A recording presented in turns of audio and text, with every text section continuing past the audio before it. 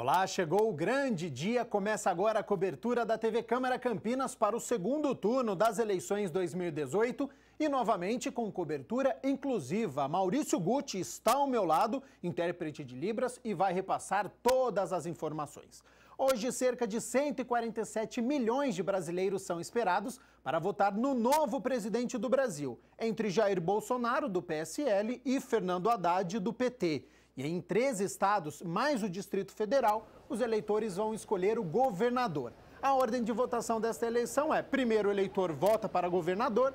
Aqui no estado de São Paulo, os mais bem votados foram João Dória, do PSDB, e Márcio França, do PSB.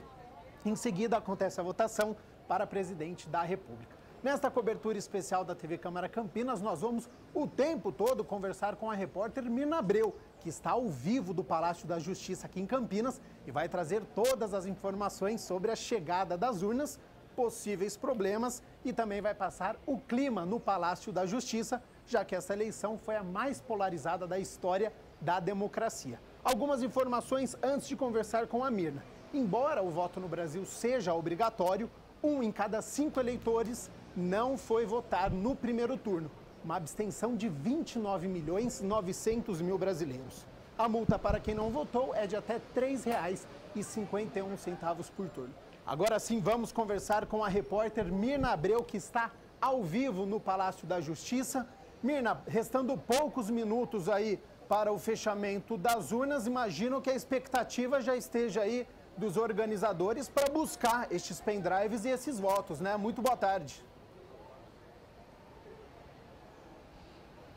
Gabriel, nós estamos aqui aguardando a chegada das urnas logo após as 5 horas, mas enquanto isso verificamos a movimentação das pessoas, dos voluntários que trabalham para o Tribunal Regional Eleitoral.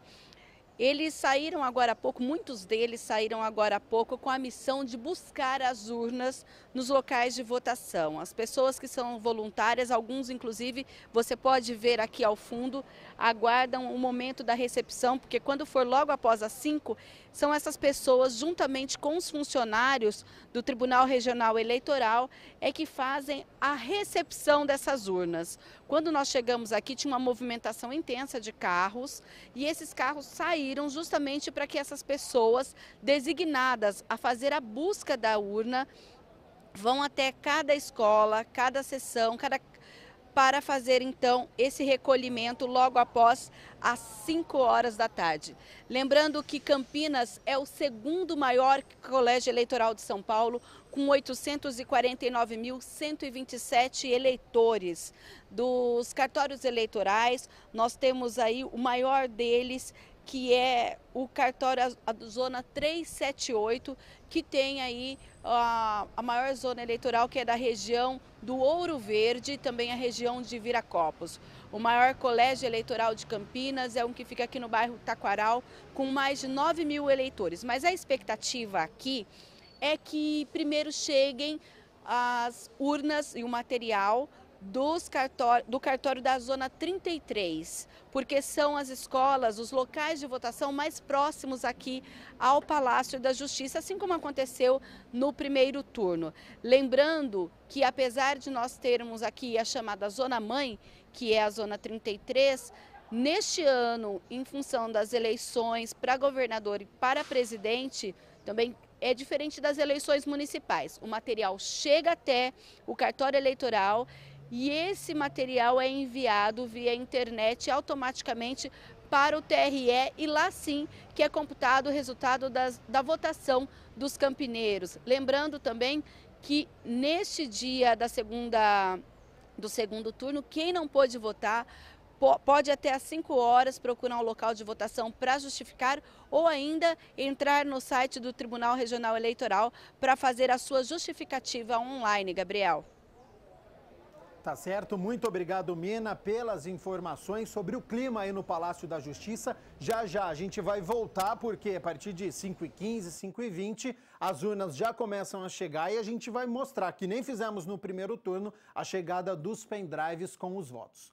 Vamos mostrar agora um perfil dos candidatos à presidência, começando com o primeiro colocado no primeiro turno, que foi o Jair Messias Bolsonaro, candidato do PSL. Ele que nasceu no dia 21 de março de 1955, em Glicério, aqui no interior de São Paulo. Portanto, ele tem 63 anos. Capitão da Reserva do Exército do Brasil, foi eleito vereador do Rio de Janeiro em 1988, eleito deputado federal também pelo Rio de Janeiro em 1990, foi reeleito em 6 oportunidades e aí em 2016, pré-candidato à presidência pelo PSC, mudou de partido ainda neste ano, em 2018, se filiou ao PSL. No primeiro turno das eleições para presidente, teve 49.276.990 votos. Este é um perfil do que foi o primeiro colocado no primeiro turno dessas eleições. E agora vamos mostrar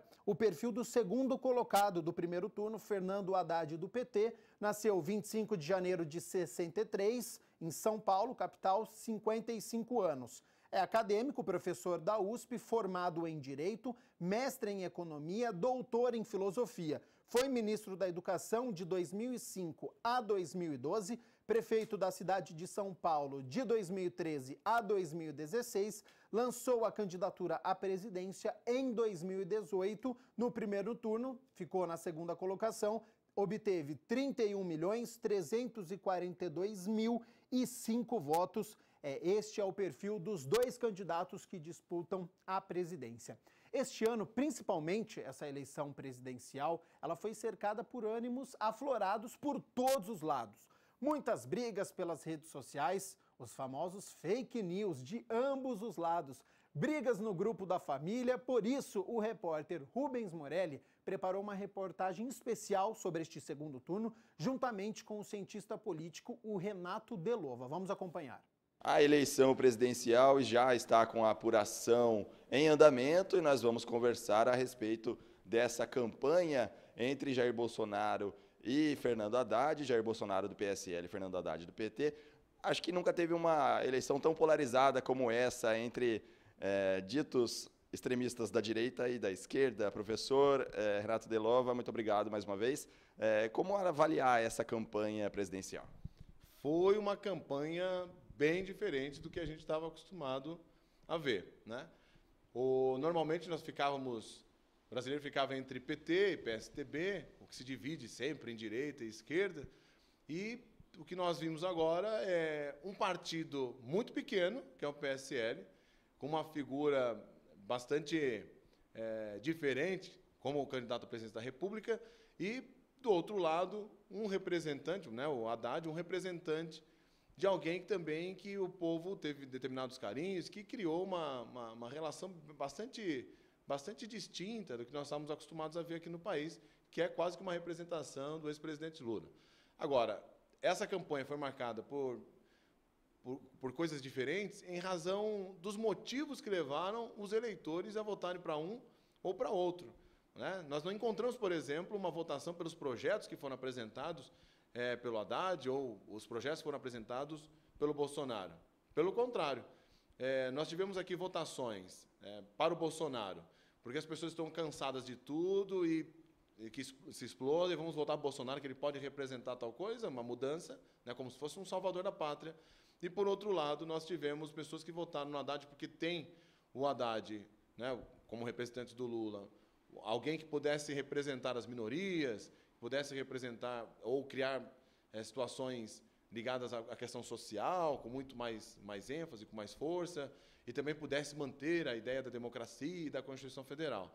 Então, muitos outros votaram para o presidenciável Bolsonaro em razão do ódio que sentem pelo PT. Então, a votação, em parte, para o Bolsonaro não era exatamente porque o Bolsonaro tinha um projeto, um plano de governo, ou que a figura do Bolsonaro pudesse, de certa maneira, ser uma figura simpática. Pelo contrário, né? Uma boa parte acabou votando para ele como estratégia no primeiro turno, para que ele pudesse chegar no segundo turno. Tudo para que o PT, ou a esquerda, de uma forma geral, não pudesse chegar novamente ao poder. E aí, aqueles que votam para o Haddad agora, ficaram na dúvida, né, no segundo turno, que estão votando para o presidenciável Haddad, também tem alguns medos de alguns mitos que foram criados sobre talvez o retorno da ditadura militar, direitos de minorias, de negros, de homoafetivos, que pudessem ser também perdidos, a relação que poderia ser cortada do Brasil do ponto de vista internacional, também preferem votar para o Haddad e não exatamente para o Bolsonaro, que também muitas críticas foram de elevar, né, de elogiar pessoas que eventualmente foram torturadoras da ditadura militar. Então nós vemos aqui uma campanha bem diferente, porque as votações não foram para um fulano ou para o outro. O que nós tivemos aqui foi justamente uma manifestação, né, de ódio de um lado e de medo do outro. E essa manifestação das pessoas foi muito visível, porque muitas pessoas debateram ativamente nas redes sociais. Aliás, essa foi uma campanha das redes sociais. As pessoas que muitas vezes nem declaravam apoio a partido algum, dessa vez se manifestaram ativamente nas redes sociais, justamente contra um, contra outro, ou a favor de um, a favor do outro. Também foi uma eleição bem diferente com o histórico do Brasil, não é, professor? Com certeza. Nós temos um problema aí, que além das manifestações, tem aquelas manifestações que são espontâneas, tanto um contra o outro, tem as manifestações espontâneas, que são manifestações violentas. Na verdade, essas manifestações violentas não se referem exatamente às duas figuras, agora as presidenciáveis, aqui no segundo turno. São manifestações violentas atinentes à própria pessoa, né, ao próprio cidadão. Então, o cidadão é violento, se manifesta de maneira violenta na internet, dizendo que apoia determinado candidato, mas, na verdade, não se refere ao candidato. O ódio ali não se refere ao candidato, se refere ao próprio eleitor, o que tem que tomar muito cuidado, porque esse tipo de manifestação é uma manifestação que não contribui para o desenvolvimento da democracia e para a sustentação aqui da nossa Constituição. Por outro lado, nós tivemos, por exemplo, a ideia do fake news, essas criações negativas, né, contra um e contra outro, e o TSE tem nesse momento, tem e terá nos próximos dias uma grande oportunidade de resolver essa questão, de tratar dessa questão, para que a gente possa, então, conscientizar o eleitor de que ele possa se manifestar, né, que é importante, se manifestar, apresentar o plano de governo do seu candidato, dizer o porquê o seu candidato pode ser bom, né, para o país, sem exatamente cometer nenhum tipo de crime, sem cometer nenhum tipo de violência e facilitar o diálogo, coisa que nós não vimos. Muitos memes aconteceram, foram espalhados por aí, sobre perder amizade com família, com colegas, e isso realmente aconteceu e vai continuar acontecendo se nós não tratarmos de pensarmos o plano de governo e nos manifestarmos dentro de um limite, né? Então, é uma eleição diferente, né? Foi marcada aqui por uma questão bem distinta do que nós estávamos acostumados. Inclusive, pessoas que não se manifestaram, passaram a se manifestar, e outras que se manifestavam sempre em outras eleições, deixaram de se manifestar, até para que não pudessem expor o seu voto, para que não criasse nenhum tipo de embates. Agora, essa divisão entre a população também será sentida na Câmara dos Deputados, no Senado, porque quem quer que seja eleito, Jair Bolsonaro ou Fernando Haddad, vai encontrar uma bancada forte, tanto do PSL como do PT. São essas resistências, tanto da população como dos próprios deputados e senadores, também vai influenciar o jeito de governar o Brasil a partir do ano que vem? Ah, sim. O Congresso Nacional, tanto a Câmara dos Deputados ou o Congresso, o Senado, nós temos aqui mais de 20 partidos, né? Quer dizer, está totalmente fragmentado. Eu não sei exatamente, até discordo que essa fragmentação, esse número exacerbado de partidos, seja uma representação da democracia. Não entendo dessa maneira. Pelo contrário, não vejo tantos ideais diferentes que possam ser representados por tantos partidos assim. E como você coloca, como não vejo uma representação democrática com vários partidos fragmentando o Senado e a Câmara, da mesma maneira existe uma consequência negativa para o Executivo, para aquele que vai governar. Então, todos os projetos que forem discutidos, seja em quaisquer setores, serão projetos difíceis de serem aprovados por qualquer que seja o presidente da República eleito, né? Então, tanto a Câmara quanto o Senado, nós temos aqui a maioria da bancada do PSL, ali seguido do PT, e depois uma fragmentação muito grande de partidos. Então vai ter que costurar muito bem, não é? a questão política com esses partidos, ver exatamente se esses partidos têm interesses ligados para o fortalecimento da República e a aprovação desses projetos, ou se esses partidos se utilizará dessa fragmentação de poder e de representação para tentar trabalhar em interesses próprios. Então, independentemente de qual seja o presidente, vai encontrar bastante problema, e aí é o papel do eleitor de fazer essa fiscalização, não só do Executivo, mas especialmente do que vai acontecer no Congresso Nacional. Tá certo. Muito obrigado, professor Renato Delova, mostrando essa análise da campanha presidencial das eleições, daqui a pouco o resultado final de quem será o presidente que vai comandar o Brasil a partir de 2019. Eu sou Rubens Morelli, na cobertura das eleições para a TV Câmara Campinas. Muito obrigado, Rubens, pelas informações. Já já você volta aí com um panorama do estado de São Paulo. Lembrando que a votação vai acabar daqui a poucos minutos, às 5 horas da tarde, no horário local. Então, quem tem horário de Brasília acaba agora às 5 horas. Os horários que não tem terão aí mais 1 hora, mas também vai se encerrar às 5 horas da tarde. Aqui no estado de São Paulo não ficou muito atrás não daquilo que o professor falou, hein? 3 candidatos desde o início despontaram como favoritos: João Dória, Márcio França e Paulo Scaff. Então os ataques aconteceram desde o primeiro turno. Na votação de 7 de outubro, nos décimos, foi voto a voto, o Márcio França venceu Paulo Scaff e está disputando a cadeira de governador contra João Dória. Vamos conferir agora o perfil dos 2 candidatos, a começar pelo primeiro colocado no primeiro turno, que foi o João Dória, do PSDB. A gente está vendo aqui perfil do primeiro candidato, João Agripino da Costa Dória Júnior.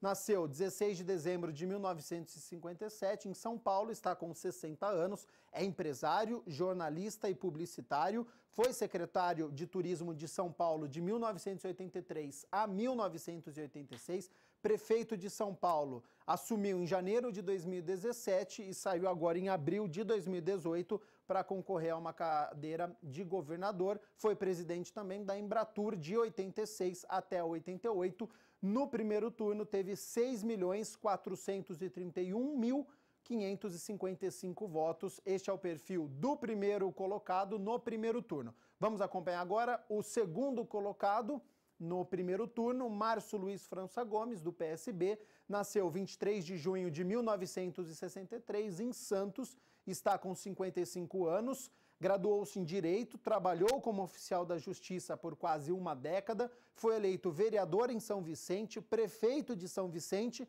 de 97 a 2004, deputado federal de 2007 a 2011, foi secretário estadual de Esporte, Lazer e Turismo de 2011 a 2014, vice-governador do estado de São Paulo e da Secretaria de Desenvolvimento de 2015 a 2018 e governador do estado de São Paulo agora em 2018, já que Geraldo Alckmin tentou concorrer à presidência, mas não conseguiu chegar ao segundo turno.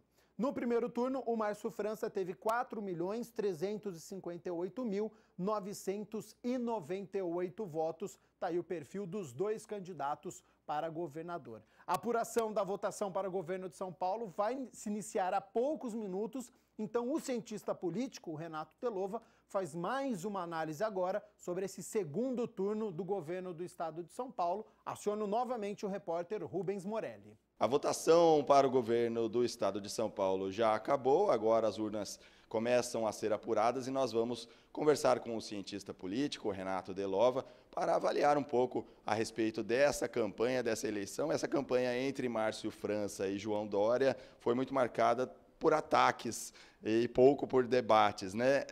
Como que se deu essa campanha, professor? Obrigado pela sua presença. Obrigado. Agora temos aqui nesse segundo turno, tivemos no segundo turno o João Dória e o Márcio França, né? Temos algo em comum entre eles, porque ambos estão, de certa forma, ligados ao Geraldo Alckmin, um porque era vice, outro porque faz parte do partido, que é do PSDB. No primeiro turno, nós tínhamos a figura do Scaff, que estava muito próximo ao Dória, especialmente ao empresariado. Mas, como podemos observar, agora, para o segundo turno, nós temos uma vantagem, né, do João Dória, em razão do eleitor paulistano ser muito conservador, né? Nós temos o Dória, que, apesar de ser do PSDB, mantendo essa tradição em São Paulo, trazendo uma possibilidade ainda de avanço, né, do projeto São Paulo, diferente um pouquinho do Márcio França, que já havia participado do governo, sendo vice do Geraldo Alckmin.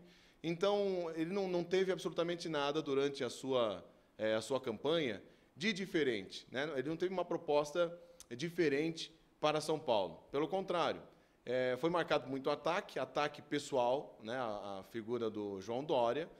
E o João Dória, se defendendo, também partiu para determinados temas para o projeto, que foram temas ligados à segurança, né, contando, inclusive, com o voto ligado ao Bolsonaro, né, o Bolsodória. Então, quer dizer, essa estratégia acabou dando certo. Talvez no final, agora, aí da campanha, né, até a votação, no finalzinho houveram algumas questões relativas a essa ligação do Dória com o Bolsonaro, e que ele teria, com essa ligação, teria perdido um pouquinho de força. Acho que entendo que o eleitor paulistano provavelmente vai fazer a manutenção, né, do João Dória e fazer a manutenção do PSDB no governo de São Paulo. Agora, as últimas pesquisas indicavam uma disputa bem parelha, com pouca diferença na margem dos pontos percentuais para um e para outro, coisa que não se via em São Paulo há muito tempo, né? Por que se deve essa disputa tão acirrada para o governo de São Paulo? Como a gente colocou, né, não há uma diferenciação em relação aos partidos. Ambos estão ligados ao mesmo projeto para São Paulo, né? A diferença é que o Márcio França, como ele vinha fazendo muitas críticas pessoais e ficou aquém do esperado para o eleitor, que era fazer uma proposta do que ele mudaria em São Paulo. E ele não fez isso, né? Então, ele não tinha absolutamente... Não tem nada muito diferente que ele pudesse fazer para São Paulo. Agora, o João Dória, que já é do PSDB, então você vê São Paulo... Como eu já havia dito, São Paulo, como o eleitor é muito conservador, nós temos duas pessoas, um do PSDB, o outro do PSB, mas ambos estavam ligados ao mesmo projeto. Então, se é para fazer algo diferente, né, poderíamos, então, entender que o João Dória estaria na frente nesse sentido. Ao mesmo tempo que a gente defende que o João Dória, né, defende no sentido de avalia que o João Dória poderia sair na frente, ao mesmo tempo, por ser conservador, o mesmo paulistano que votaria o PSDB e o João Dória também fica um pé atrás em razão da atuação do João Dória como prefeito de São Paulo, na sua forma de governar. Então, isso acabou, de certa maneira, tirando o paulistano da sua zona de conforto, porque é uma maneira diferente de se fazer. E o Márcio França perdeu a oportunidade, não sabemos ainda qual é o resultado, não é? Estamos na apuração, mas não sabemos o resultado efetivo. Mas ele perdeu a oportunidade de apresentar o projeto, apontar quais eram as falhas, o que poderia ser feito de melhor. Ele perdeu essa oportunidade e ficou nesse ataque pessoal. E aí acabou, eu vejo como algo prejudicial à campanha do Márcio França. E como que o governador eleito, sendo João Dória ou Márcio França, nesse contexto, vai encontrar São Paulo a partir do dia 1º de janeiro do ano que vem? Bom, nesse setor, qualquer um que ganhar vai encontrar uma grande dificuldade aí na Assembleia, né? Nós temos lá uma fragmentação muito grande, né, da Assembleia. Nós temos a maioria bancada, a maioria do PSL, que é o partido ligado ao Bolsonaro, e nós temos, no segundo ponto, a maioria dos legisladores ali, dos parlamentares ligados ao PT. Então, a maior bancada do PSL, depois do PT, mas tem tanto partido, está tão fragmentado o poder, que, além do PSL e do PT estarem com uma bancada maior, essa fragmentação dificultaria qualquer votação de projeto por parte do governador eleito. Tá certo. Esse é o professor Renato Delova, e nós vamos continuar acompanhando essa apuração e, logo mais, nós trazemos mais informações a esse respeito. Rubens Morelli para as eleições na TV Câmara Municipal de Campinas. Muito obrigado, Rubens, pelas informações. Vamos lá, hein? De acordo com os últimos números do Datafolha e do Ibope, essa disputa também indica ser muito apertada. Ontem foi divulgada a pesquisa nos votos totais e o Márcio França tinha 43% e o João Dória 42%. Nos votos válidos, daria 51-49 para o candidato do PSB. Chega agora a informação boca de urna para o governo de São Paulo. João Dória teria 52% dos votos e Márcio França, do PSB, 48% dos votos. Portanto, boca de urna aqui no governo do estado de São Paulo, João Dória 52% e Márcio França 48%. Mais uma boca de urna no Rio de Janeiro, hein? O Witzel, candidato do PSL, 55% e Eduardo Paes, 45%, candidato do DEM. Então, a partir agora das 5 horas da tarde, com as urnas já encerradas nos estados, começa a boca de urna. Ainda não é as urnas válidas, ainda não é a apuração, mas é o resultado de boca de urna que a gente vai informando a você, tá certo? A gente vai fazer uma pausa e daqui a pouco eu volto com mais informações da repórter Mirna Abreu, também do repórter Rubens fazendo análise juntamente com o cientista político. Cobertura das eleições 2018 é aqui na TV Câmara Campinas.